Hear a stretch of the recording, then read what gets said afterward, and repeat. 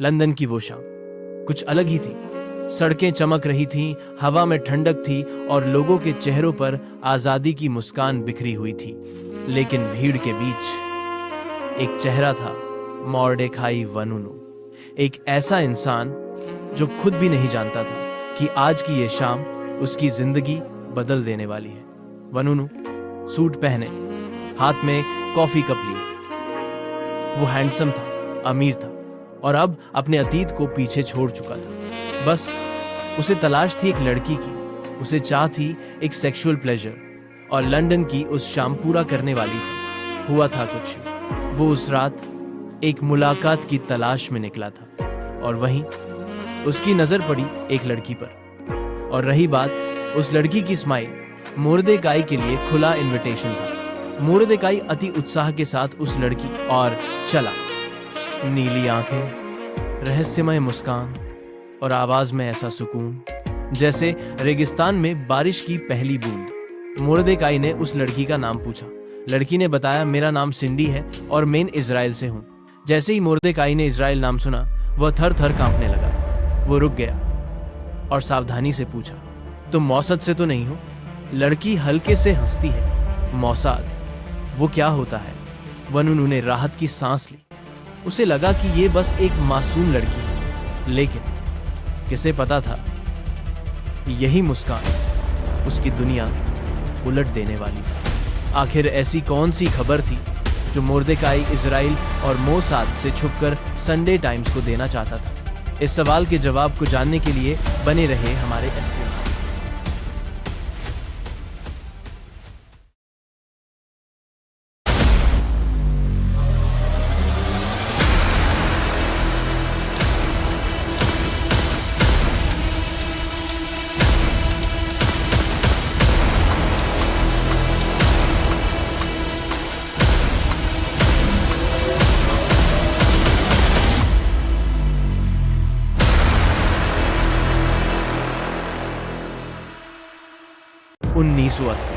Negev रेगिस्तान, धूल, गर्म हवाएं और रेगिस्तान की अनंत खामोशी। यहां छुपा था इजराइल का सबसे बड़ा रहस्य, डिमोना न्यूक्लियर फैसिलिटी। आधिकारिक तौर पर यह एक टेक्सटाइल फैक्ट्री थी, लेकिन अंदर जमीन के कई मीटर नीचे चल रहा था परमाणु हथियारों का निर्माण। यह एक टॉप सीक्रेट प्रोजेक्ट था जिस पर इजराइल कोई समझौता नहीं रखना चाहती थी। डिमोना में सुरक्षा इतनी सख्त थी कि किसी बाहरी व्यक्ति का प्रवेश लगभग असंभव था। कर्मचारी विशेष प्रशिक्षण से गुजरते थे। हर कदम, हर कैमरा, हर दस्तावेज पर नजर रखी जाती थी। अनुमति के बिना कोई भी किसी सेंसिटिव एरिया में नहीं जा सकता था। और इस फैक्ट्री में काम करता था मॉर्डेखाई वनुनु, एक साधारण युवक, साधारण दिखने वाला, लेकिन अंदर से बेहद जिज्ञासु और नैतिकता के लिए संवेदनशील। वानुनु का जन्म 1954 में मोरक्को के एक यहूदी परिवार में हुआ। बचपन में उनका परिवार इजराइल चला आया। वानुनु फिलिस्तीन के समर्थन में था, मतलब वह फिलिस्तीनी लोगों के मानवाधिकार और स्वतंत्रता की बात करता था। कई रैलियों में प्रो फिलिस्तीन नारे लगाता था, एंटी इसराइल मूवमेंट में शामिल होता था। मोर्देकाई का कई बड़े अरब फिलिस्तीन समर्थकों का संबंध था, लेकिन उसने कभी किसी फिलिस्तीनी आतंकवादी संगठन के हमले में भाग नहीं लिया, न हथियार लड़े, न कोई हिंसक गतिविधि की। वानुनु का एक्टिविज्म सिर्फ जागरूकता और खुलासा तक सीमित था, हिंसा या आतंकवादी कामों तक नहीं। बस यही खासियत उसे इजराइल के मोसाद तक गतिविधि सामने न आने का कारण बना और वह मोसाद के आंख में धूल झोंकने में सफल रहा।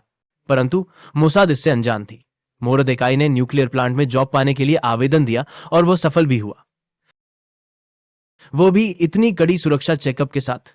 जहां उसे रिजेक्ट होना चाहिए था, वहां वो सेलेक्ट हो गया। फिलिस्तीन और राखा मिलिटेंट का समर्थक होते हुए भी इजराइल की इंटरनल एजेंसी शबाक को भनक भी नहीं लगी। फिलिस्तीन समर्थक एक्टिविटीज में शामिल एक आदमी न्यूक्लियर फैसिलिटी में नौकरी पा चुका था। वनुनु ने सारे सिक्योरिटी क्लियरेंस प्राप्त कर लिए। आगे चलकर डिमोना न्यूक्लियर रिसर्च सेंटर में तकनीशियन के रूप में काम करना शुरू किया। उसे कई सेंसिटिव क्षेत्रों में जाने की अनुमति थी, जैसे कि plutonium processing unit, nuclear fuel storage, control room और मॉनिटरिंग स्टेशन। वानुनु को आईडी कार्ड, सुरक्षा जांच और निगरानी कैमरों के बीच काम करना पड़ता था। रिएक्टर के आसपास सभी क्षेत्रों में सिर्फ जरूरतमंद कर्मचारियों की एंट्री होती थी, लेकिन वानुनु की तकनीशियन की भूमिका उसे अंदरूनी हिस्सों तक पहुंच देती थी। मोर्देकाई मोरक्को ओरिजिन के कारण वह खुद को अलग समझता था। उसका मन लगातार सवाल करता, क्या मैं चुप रहूं? क्या यह सच दुनिया को बताना सही है? हर रात वो अपने कमरे में बैठकर सोचता, डिमोना का हर रहस्य उसके सामने खुला है। वो हर समय बेचैन रहता था। डिमोना के अंदर का माहौल सरियल था। दीवारों पर वार्निंग साइंस, रेडिएशन मीटर्स की लगातार बीप और कर्मचारियों की सख्त निगरानी। हर सेक्शन में बायोमेट्रिक स्कैनर्स, रेस्ट्रिक्टेड जोन्स और आर्म्ड गार्ड्स थे। वनूनू के लिए यह सिर्फ एक काम की जगह नहीं थी, बल्कि एक साइकोलॉजिकल मेज था। 1985 में वानुनू ने सबसे बड़ा कदम उठाया, न्यूक्लियर रिएक्टर इंस्टीट्यूट 2, जो कि बहुत हाईली सेंसिटिव एरिया था, जो कि कुछ गिने चुने वहां जा सकते थे, और उसमें मोर्देकाई भी शामिल था। एक दिन उसने वहां कैमरा ले जाने का फैसला किया और उसने बिना किसी परेशानी के खटाखट फोटो खींचने लगा। अब उसने वहां फोटो कैसी खींची, ये सवाल का सवाल ही रह गया। भला इजरायली गवर्नमेंट इतना आलसी कैसे हो सकती है? एक आदमी उनके इतने सेंसिटिव एरिया की तस्वीरें कैसे खींच सकता है? यह एक बहुत बड़ी गलती साबित होने वाली थी। उसने सीक्रेटली डिमोना की फोटोग्राफ्स ली, fissile material storage, reactor halls, assembly lines और सिक्योरिटी अरेंजमेंट्स। हर फोटो केयरफुली डेवलप किया गया और केयरफुली कंसील किया गया। साल 1985। 1985 आते आते मोर्देकाई को नौकरी से निकाल दिया गया। निकालने कारण सिंपल था, सरकार का डिमोना बजट कम करना। बजट कम होने की वजह से मोर्देकाई और कुछ एम्प्लॉयज को नौकरी से निकाला गया। मोर्देकाई फ्रस्ट्रेटेड और डिप्रेशन में चला गया और उसने ठान लिया कि अब वो लॉन्ग ट्रिप पर जाएगा और वापस इजराइल कभी नहीं आएगा। इस सोच के साथ उसने अपने सारे बैंक अकाउंट बंद कर सारे कीमती सामान बेचकर निकल पड़ा इजराइल से दूर। मोर्देकाई उन डॉक्यूमेंट्स को भी लेके चला था जो उसने रिएक्टर के अंदर से लिए थे। मोर्देकाई का फर्स्ट स्टॉप ग्रीस था, यूएस के बाद रशिया, थाईलैंड और नेपाल। नेपाल के बाद उसने ऑस्ट्रेलिया जाने का फैसला बना लिया। हर नया शहर, हर नई स्ट्रीट, हर अननोन फेस उसके लिए पोटेंशियल थ्रेट था। वनूनू ने केयरफुली खुद को अनोनिमस रखा। उसने चीप होटल्स में ठहरना अवॉइड किया ताकि कोई भी कैजुअल ऑब्जर्वर उसकी पहचान न कर सके। लेकिन ऑस्ट्रेलिया में उसे लगा कि अब वह केवल वेटिंग स्टेज में है। मोर्देकाई खुद को ज्यादातर अकेला ही महसूस करता है। एक दिन वह घूमते घूमते सेंट जॉर्ज चर्च जा पहुंचा। यह चर्च हताश लोगों, अपराधियों, बेघर खाना बदोशों, गरीब और सताए गए मर्दों औरतों का आश्रय स्थल हुआ करता था। वह चर्च में गया और वहां के अंग्रेज पादरी जॉन मैकनाइट से मिला। वह भला पादरी तुरंत ही समझ गया कि वनूनू को घर और परिवार की तलाश है। उसने इस शर्मीले और असुरक्षित के साथ आत्मीय रिश्ता बना लिया। अगले 2 हफ्तों में उन दोनों के बीच एक लंबा और गंभीर वार्तालाप हुआ और अंत में 17 अगस्त 1986 को वनूनू कन्वर्ट होकर ईसाई बन गया और उसने अपना नाम जॉन क्रॉसमैन रख लिया। एक धर्मपरायण यहूदी के संदर्भ में यह एक बड़ा बदलाव था, जो माराकिश में जन्मा था, जिसने अपनी किशोरावस्था मजहबी यहूदी टालमुडिक स्कूलों और बौरशेवा की यशिवाओं में पढ़ाई करते बिताया था। ये सही है कि उसका मजहबी नशा वर्षों पहले कमजोर पड़ चुका था। देर एक्टू अगर वह सेंट जॉर्ज चर्च में ना गया होता और फादर जॉन से नहीं मिला होता, तो मुमकिन है उसने बुद्ध धर्म या कोई दूसरा मजहब अपना लिया होता। लेकिन यहूदी मजहब से मुंह मोड़कर उसने इजराइल से भी मुंह मोड़ लिया था। अपने मुल्क के प्रति उसकी अरुचि धीरे धीरे उसकी भविष्य की गतिविधियों के कारण बनते गए थे। चर्च में एक सामाजिक कार्यक्रम के दौरान वनूनू ने अपने दोस्तों को इजराइल के अपने काम के बारे में बताया, डिमोना रिएक्टर का वर्णन किया और वहां उसने जो तस्वीरें खींची थी उनका स्लाइड शो करने की पेशकश की। वे लोग उसे मुंह बाए देखते रहे। उन्हें नहीं पता था कि वह किस बारे में बात कर रहा था, लेकिन उसके श्रोताओं में वहां एक आदमी ऐसा था जिसने उसके शब्दों में दिलचस्पी ली। यह आदमी था ऑस्कर गिरेरो, जो एक कोलंबियाई नागरिक था। वो इन तस्वीरों की कीमत अच्छी तरह जानता था और कुछ समय तक एक ही अपार्टमेंट में रहे थे। गिरेरो ने वनूनू को इस दस्तावेजों का महत्व पटा दिया। गिरेरो वनूनू की कल्पना को उत्तेजित कर दिया। वनून को पैसे की बेतहाशा चाह थी। समय के गुजरने के साथ साथ इजराइल की परमाणु योजना के खिलाफ उसकी लड़ाई स्ट्रांग होती गई थी और डिमोना की तस्वीरों को प्रकाशित कराने की बड़ी वजह बनती गई थी। लेकिन वनूनू यह भी समझता था कि अगर उसने वैसा किया तो वह इजरायली व्यक्ति के रूप में उसका अंत होगा। वह कभी इजराइल नहीं लौट पाएगा, जहां उसे एक देशद्रोही और राजद्रोही के रूप में देखा जाएगा। तब भी लालच बहुत बड़ा था। वनूनू और गिरेरो सिडनी की एक फोटो लैब में गए। उन्होंने उन तस्वीरों को डेवलप किया जो उसने इंस्टीट्यूट 2 में ली थी और उन्हें अमेरिकी पत्रिकाओं के स्थानीय कार्यालयों और ऑस्ट्रेलिया टेलीविजन केंद्रों पर बेचने को ले गए। लेकिन कोई नतीजा नहीं निकला। उन्हें आसानी से डॉलर कमाने की कोशिश में लगे जक्कियों या ठगों के रूप में देखा गया। किसी को विश्वास ही नहीं हुआ कि वह संकोची सन्यासी नुमा आदमी अपने हाथों में इजराइल के अत्यंत संरक्षित गोपनीय रहस्य लिए हुए है। अंत में गिरेरो स्पेन और इंग्लैंड गया और इस बार उसकी हिस्मत चमक गई। संडे टाइम्स के जिन संपादकों ने उसका किस्सा सुना, उन्हें इन तस्वीरों और दस्तावेज के आधार पर इजराइल के न्यूक्लियर रिएक्टर पर लेख की चौंका देने वाली संभावनाएं दिखाई देने लगी। लेकिन उन्हें अत्यंत सावधानी बरतने की जरूरत थी। अभी बहुत दिन नहीं हुए थे जब उन्हें हिटलर की डायरियां खरीदने पर बुरी तरह चोट खानी पड़ी थी, जब वे डायरियां घटिया किस्म का धोखा साबित हुई थी। इसलिए उन्होंने गिरेरो द्वारा लाई गई सामग्री की आमूल-चूल जांच पड़ताल का आग्रह किया। इस बीच ऑस्ट्रेलियाई टेलीविजन के एक अधिकारी ने कैनबरा के इजरायली दूतावास से संपर्क कर पूछताछ की कि डिमोना की वे तस्वीरें लेकर आने वाला वह व्यक्ति क्या वास्तव में कोई इजरायली नागरिक है। अब यहाँ से वर्णुनु की मुश्किलों का दौर शुरू होता है। गिरेरो और वर्णुनु इस बात से अनजान थे। इस हिस्से पर एक इजरायली पत्रकार की नजर पड़ गई और उसने इस मामले को तेल अवीव के एक अखबार में छाप दिया। इस हक्का बक्का कर देने वाले आर्टिकल्स की भांति इजराइल की खुफिया सेवाओं को हिलाकर रख दिया। जैसे ही ये खबर मोसाद के हेडक्वार्टर पहुंची, पूरा माहौल हक्का बक्का हो गया। पैरों तले जमीन खिसक गई। डिमोना के इंस्टीट्यूट का एक पूर्व ऑपरेटर इजराइल की बेहद महत्व की जानकारी बेचने की कोशिश कर रहा है। रक्षा मंत्रालय के तत्कालीन सुरक्षा निदेशक हैम कार्मोन ने असहाय ढंग से कबूल किया था। व्यवस्था में चूक हुई थी। Number prime ministers club.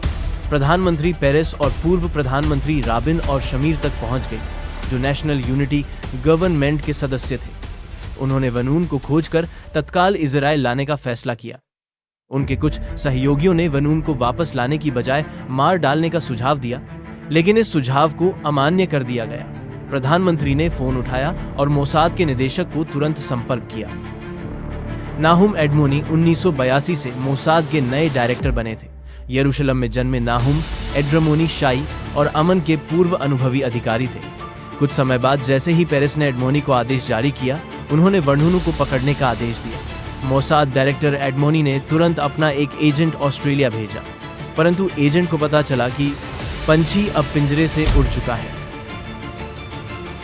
गिरेरो का इंटरव्यू लेने के कुछ ही समय बाद संडे टाइम्स के एडिटर ने पत्रकार पीटर होनाम को वनूनु का भी इंटरव्यू लेने को कहा। गिरेरो द्वारा लाई गई कुछ तस्वीरों का परीक्षण कर चुके थे और उनकी प्रामाणिकता की पुष्टि हो चुकी थी। संडे टाइम्स को गिरेरो ने वनूनु को इजरायली वैज्ञानिक बताया, परंतु वनूनु ने उसे सच बताया था कि वह डिमोना में मात्र एक तकनीशियन था। अब संडे टाइम्स को उन पर यकीन हो गया। वनूनु और होनाम गिरेरो को संडे टाइम्स के लोगों ने कई बार सघन पूछताछ की। उसने उन्हें वह सब कुछ बता दिया जो वह जानता था और अंग्रेजों के सामने खुलासा कर दिया कि इजराइल ऐसा न्यूट्रॉन बम भी तैयार कर रहा था जो जीवित प्राणियों को तो नष्ट कर देगा, लेकिन इमारतों और दूसरे ढांचों को कोई नुकसान नहीं पहुंचाएगा। उसने इंस्टीट्यूट 2 में बमों को तैयार किए जाने की प्रक्रिया के बारे में भी बता दिया, लेकिन इस पूरे दौरान वह डरा सहमा बना रहा।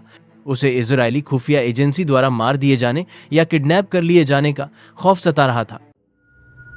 संडे टाइम्स के लोगों ने उसे दिलासा देने की कोशिश की। उन्होंने उसे एक अलग होटल में ठहरा दिया और उन्होंने जोर देकर कहा कि वह अकेला सड़कों पर नहीं भटके, मोसाद आपको हर वक्त नजर गढ़ाए बैठी है। हालांकि इस सलाह का कोई असर नहीं हुआ। पूछताछ खत्म हो गई तो उसके सामने एक असाधारण सौदे का प्रस्ताव रखा गया। उसके हिस्से और तस्वीरों के बदले $1,00,000, समाचार पत्रों के वितरण अधिकार के लिए 40%, और अगर कोई पुस्तक प्रकाशित हुई तो पुस्तक के अधिकारों के बदले 25%। वर्णुनु यह सब देख पागल हो गया। उसने अपनी जिंदगी में इतना सारा पैसा पहले कभी नहीं देखा था। संडे टाइम्स ने वर्णुनु को सारे ऐशो आराम दिए बजाय एक चीज की। वो चीज थी सेक्स। उससे जरूरत थी शारीरिक सुख की। काम वासना से भरा इंसान औरत की गर्माहट का भूखा था। उसने संडे टाइम्स के स्टाफ मेंबर रोवेना वेबस्टर को सेक्स का प्रपोजल रखा, परंतु रोवेना ने उससे साफ साफ इनकार कर दिया। काम वासना वनूनु कमजोरी बन चुकी थी, लेकिन संडे टाइम्स इससे समझने में नाकामयाब रही। 24 सितंबर को वनूनु फ्रस्ट्रेट होकर लाइसेस्टर स्क्वायर जा पहुंचता है। लंदन की वो शाम कुछ अलग ही थी। सड़कें चमक रही थीं, हवा में ठंडक थी और लोगों के चेहरों पर आजादी की मुस्कान बिखरी हुई थी।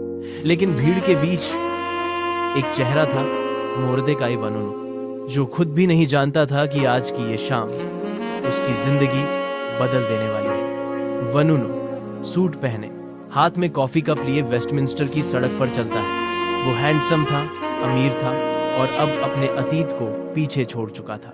बस उसे तलाश थी एक लड़की की, उसे चाह थी एक सेक्सुअल प्लेजर और लंदन की उस शाम पूरा करने वाली थी। हुआ था कुछ, वो उस रात एक मुलाकात की तलाश में निकला था और वहीं उसकी नजर पड़ी एक लड़की पर। और रही बात उस लड़की की स्माइल, मोर्देकाई के लिए खुला इनविटेशन था। मोर्देकाई अति उत्साह के साथ उस लड़की और चला, नीली आंखें, रहस्यमय मुस्कान और आवाज में ऐसा सुकून जैसे रेगिस्तान में बारिश की पहली बूंद। लड़की एकदम अप्सरा लग रही थी। मोर्देकाई ने उस लड़की का नाम पूछा। लड़की ने बताया, मेरा नाम सिंडी है और मैं इजराइल से हूँ। जैसे ही मोर्देकाई ने इजराइल नाम सुना, वह थर थर कांपने लगा। वो रुक गया और सावधानी से पूछा, तुम मोसाद से तो नहीं हो? लड़की हल्के से हंसती है। मोसाद? वो क्या होता है? वनुनु ने राहत की सांस ली। उसे लगा कि ये बस एक मासूम लड़की है, लेकिन किसे पता था यही मुस्कान उसकी दुनिया उलट देने वाली थी। कुछ दिनों बाद मोर्देकाई सिंडी से रोज मिलने लगा और सिंडी भी मोर्देकाई के पास आने लगी। दोनों में बॉन्डिंग बनने लगी थी। वे पार्क में एक दूसरे का हाथ पकड़कर चलते, फिल्में देखते और खूब मजा करते। बीच बीच में सिंडी उससे किस करती। मोर्देकाई उन लम्हों को कभी भुला ना पाया। एक बार मोर्देकाई ने सिंडी से फिजिकल होने का प्रस्ताव रखा, लेकिन अतः सिंडी ने मोर्देकाई को फिजिकल होने से मना कर दिया। उसने कहा कि वह उसे अपने होटल में नहीं बल्कि अपने कमरे में जाने से भी मना कर दिया, क्योंकि उसके कमरे में एक और लड़की रहती है, इससे बात नहीं बनेगी। मोर्देकाई मायूस हो गया, लेकिन सिंडी ने उससे कहा कि तुम मेरे साथ रूम क्यों नहीं चलते? वहां मेरे बहन का अपार्टमेंट है, वो हम एक अच्छा समय बिता सकते हैं, तुम सारी टेंशन भुला दोगे। मोर्देकाई ने बिना सोचे समझे इस पर सहमति जताई, लेकिन यह बात वो संडे टाइम्स को नहीं बताता। वह जानता था कि अगर उसने संडे टाइम को बताया तो उसे रोम जाने का अनुमति नहीं मिलेगी। मैं कुछ समय बिताकर जल्दी वापस आऊंगा, ऐसा विचार उसके मन में चल रहा था। अगर वह बेहद अक्लमंद आदमी होता तो उससे समझ में आता ये एक साजिश हो सकता है। पर मोर्देकाई को सिंडी के खूबसूरती का नशा जो चढ़ा था, वह बेहद खूबसूरत लड़की और कोई नहीं बल्कि मोसाद एजेंट थी। मोसाद ने सिंडी को इस ऑपरेशन के लिए नियुक्त किया था। अब बात आती है कि मोसाद ने रोम ही क्यों चुना। इसका जवाब है कि उस समय इटालियन गवर्नमेंट और इजराइल गवर्नमेंट के रिश्ते बहुत अच्छे थे बजाय ब्रिटेन की तुलना में। फिर भी मोसाद वहां कोई ऑपरेशन को अंजाम नहीं दे सकती थी, लेकिन मोसाद के डायरेक्टर ऐसे सिचुएशन को हैंडल कर सकते थे। 30 सितंबर 1986 सिंडी और मोर्देकाई हाथ में हाथ डाले रोम के लिए टेक ऑफ करने वाली ब्रिटिश एयरवेज के विमान 504 में सवार थे। जब वे रात 9 बजे विमान से उतरे तो इस प्रेमी जोड़ों की मुलाकात एक खुशनुमा इतालवी से हुई, जो गुलदस्ता लिए उनके स्वागत के लिए खड़ा था। वह उन्हें अपनी कार में बिठाकर सिंडी की बहन के घर ले गया। पूरे सफर के दौरान सिंडी अपने प्यारे मोर्देकाई को चूमती रही और उसे प्लेजर देती रही। उनकी कार एक छोटे से मकान के पास रुकी और लड़की ने दरवाजा खोला। वनुनु सबसे पहले घर में दाखिल हुआ। अचानक दरवाजा धड़ाम से बंद हो गया और 2 आदमी उस पर झपट पड़े। मोर्देकाई कुछ करता इससे पहले उन्होंने उस पर जोरदार प्रहार किया और उसे फर्श पर गिरा दिया। जल्दी से उन्होंने उसके हाथ पैर बांध रहे थे। लड़की ने उसकी बाह में एक सुई चुभा दी। सब कुछ धुंधला गया और वह गहरी नींद में डूब गया। सिंडी तुरंत वहां से गायब हो गई। वनुनु पूरी तरह बेहोश की हालत में था। वनुनु की अगल बगल 2 आदमी और एक औरत थी। कुछ घंटों बाद वनुनु को एक और इंजेक्शन दे दिया गया। घंटों की ट्रैवलिंग के बाद मोसाद एजेंट एक स्पीड बोट से लास्पेजिया के बंदरगाह पर जा पहुंची। पोर्ट के ऊपर जहां एक इराली लड़ाकू जहां टेप्पन इंतार में खड़ा था, 2 आदमी और एक औरत सावधानी के साथ जहाज पर चढ़ गए। वे अपने साथ एक बेहोश आदमी को लिए हुए थे, जिसे उन्होंने फर्स्ट मेट के केबिन में पहुंचाकर दरवाजे में बाहर से ताला डाल दिया, जहां तत्काल इजराइल की ओर रवाना हो गया।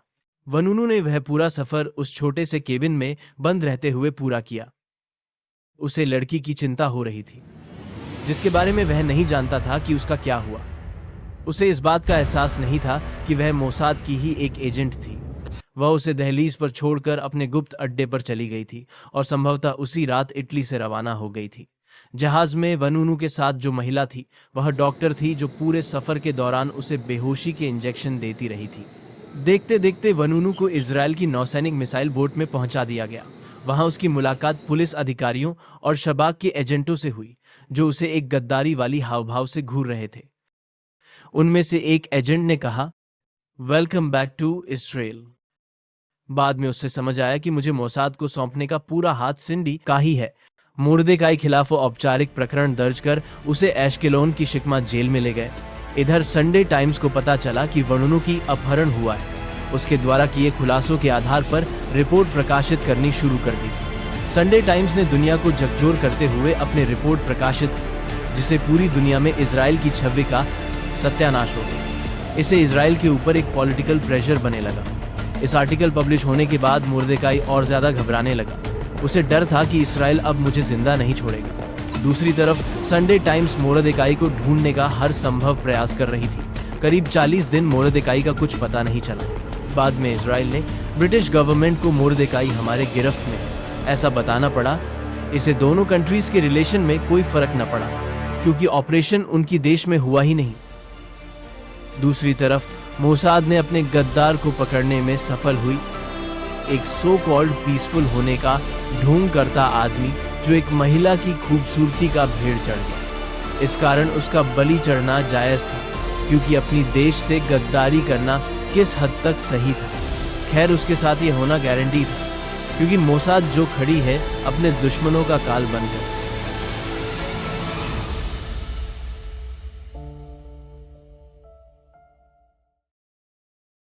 कुछ समय बाद वनूनू को जासूसी और देशद्रोह का आरोप लगाया गया। उसे 18 वर्ष की जेल हुई, लेकिन बाहर के देशों में उससे साहसी योद्धा जो इजराइल की परमाणु कार्यक्रम को लगाम लगाने वाले शहीद के रूप देखा जाने लगा। खैर इसमें उतना कहाँ दिमाग था। दिमाग तो ऑस्कर गिरेरो से मिलने के बाद बदल था जो उसे ऐसी स्थिति में लेके गया। जेल से छूटने के बाद मुर्देकाई ने यरूशलेम में एक चर्च का पादरी होने का विकल्प चुना और हिब्रू बोलने से इनकार करता रहा। खुद को जोन क्रॉसमैन कहता और किसी अरब या फिलिस्तीनी और गैर इजरायली दुल्हन के लिए अखबारों में विज्ञापन देता। आपके दिमाग में एक सवाल आया होगा कि सिंडी का क्या हुआ। सिंडी, जिसका असली नाम चेरिल बेन तोव था, सिंडी तो उसके बहन का नाम था। दरअसल उससे लंदन में अर्जेंट मिशन के लिए चुना गया था बिना किसी सॉलिड कवर के। चेरिल बेन तोव, जो एक ज्यूइश अमेरिकी मिलेनियर की बेटी थी जिसने टायर के कारोबार से अपनी संपत्ति खड़ी की थी। IDF की सर्विस के बाद उसने मोसाद ज्वाइन किया। बहुत खूबसूरत और हाई IQ होने कारण वह मोसाद ज्वाइन कर पाई। मिशन के बाद चेरिल एक फॉर्मर अमन अधिकारी के साथ विवाह कर अब वह ऑरलैंडो फ्लोरिडा में रहती है। उनके पति एक रियल एस्टेट का बिजनेस करते हैं। तो दोस्तों कैसा लगा मोसाद का ये हनी ट्रैप मिशन? अगर वीडियो पसंद आए तो लाइक और सब्सक्राइब करना ना भूलें। मिलते एक नए वीडियो में, तब तक के लिए जय हिंद।